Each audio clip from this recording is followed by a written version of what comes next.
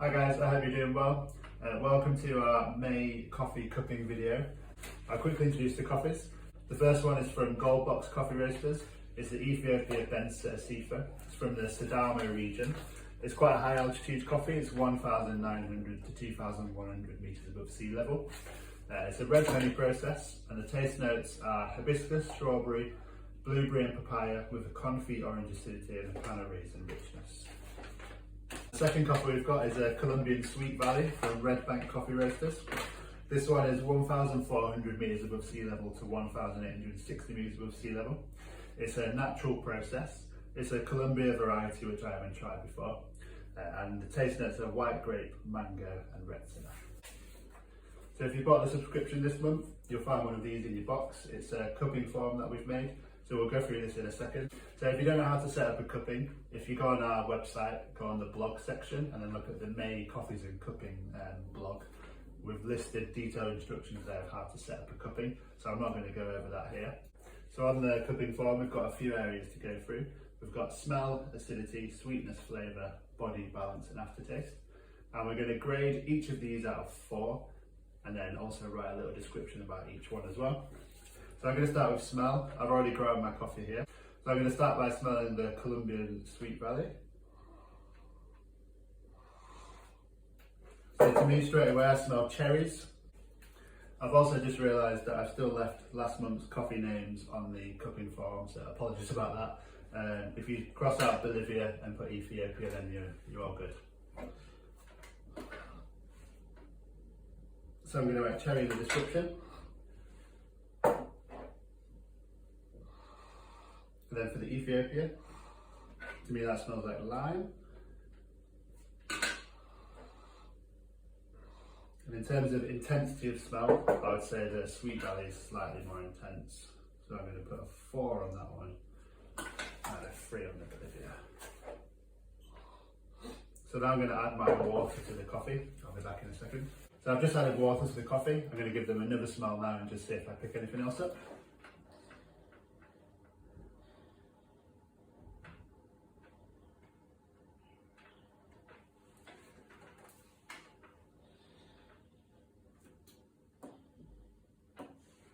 So again, I would still say the Colombian is slightly more intense, but I'm still getting really nice delicate lime and maybe some floral smells from the Ethiopia as well. So 4 minutes is up now, so now I'm going to break the crust. Again, if you're not sure what this is, check out the blog and I'll explain how to do this.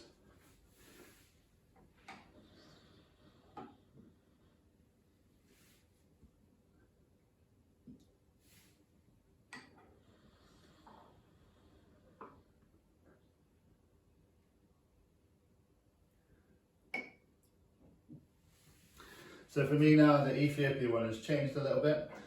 So I'm getting more kind of orange acidity from this one, and the Sweet Valley is still really, really sweet and cherry-like. So now we're going to wait till 10 minutes has passed on the timer, and then I'm going to start cupping. And in the meantime, I'm going to scrape the coffee from the top. So it's reached 10 minutes now, so now I'm going to start cupping. The first thing on the form to talk about is acidity. So I'm going to first think about which one has more acidity, and I'm going to try and describe the acidity of each one.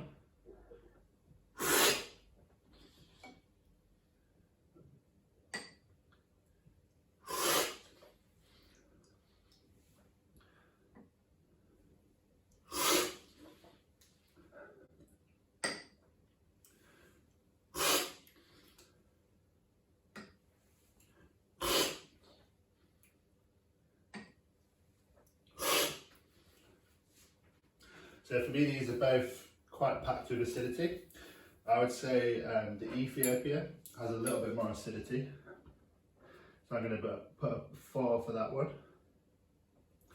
I would describe the acidity of that as orange and lime-like. And then the acidity of the Colombian is also quite high, but for me it's a little bit less. I often find with naturally processed coffees, it has kind of an overpowering sweetness and cherry-like flavour. Some of that in this coffee comes out in acidity, but I would say the sweetness makes the acidity feel a little bit less with this coffee.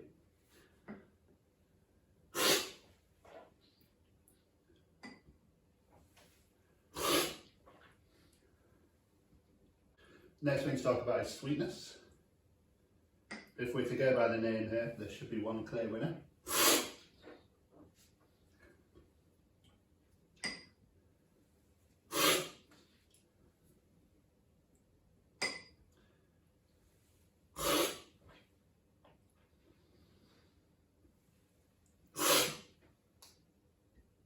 So it's good to go back and forth between the two quickly, just so you can really taste the difference.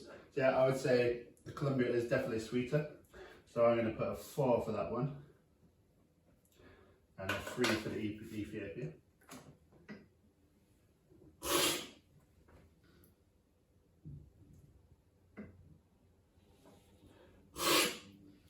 I described the sweetness of the Colombia a bit like a red starburst. Almost feel like it's chewy, it's quite a syrupy kind of sweetness.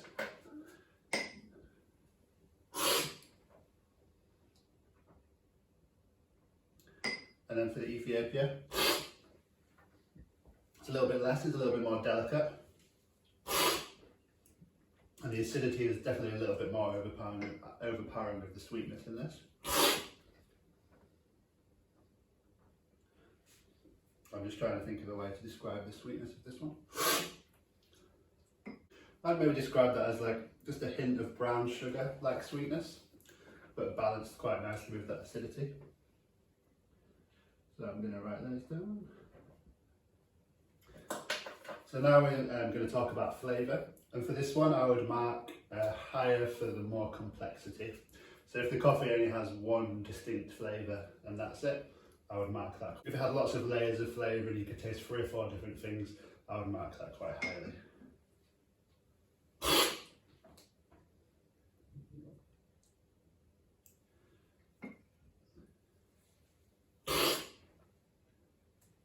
So for the Ethiopia, I get like lime, orange, the brown sugar sweetness.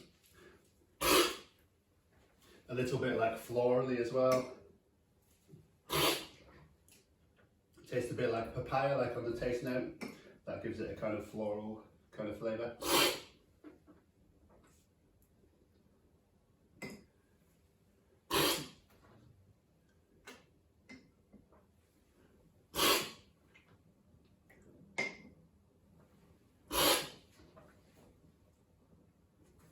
And then for the Sweet Valley, for me that one is less complex. It's a bit more one-dimensional. So it's got a lot of sweetness, a lot of that cherry flavour for me. One thing to note as well, as the coffee's cool, they change a little bit. Generally coffee feels more acidic as it's cooling down. So I'm going to give the Ethiopia a 4, because I thought that was more complex, and the Colombia a 3. Now I'm going to talk about body. This is just the fullness of the coffee, the weight of it on your tongue.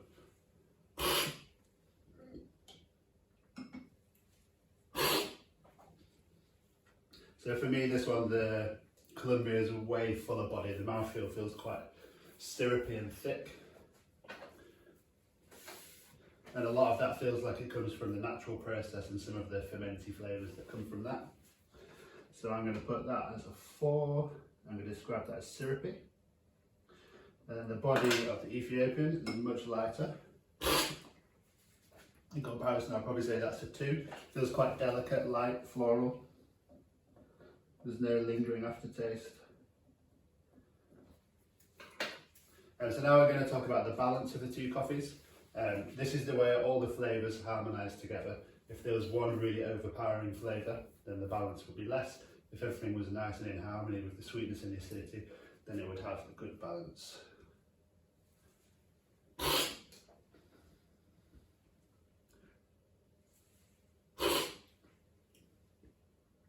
So as the Colombia is cooling down, especially, it's tasting much brighter and more acidic, which makes it feel more balanced.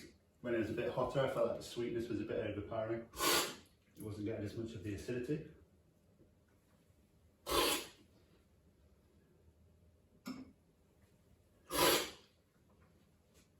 And for me, the Ethiopia is very well balanced. It's very delicate. It's got really good sweetness and acidity. And the light body really allows those delicate flavours to shine. So I'm going to give the Ethiopia 4 and the Colombia 3. And then aftertaste, this one is just how the coffee feels in the mouth after you've swallowed it.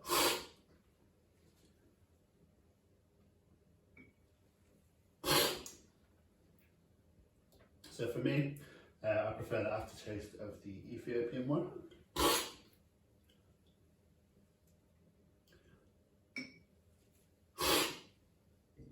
It's very clean, it feels quite palate cleansing.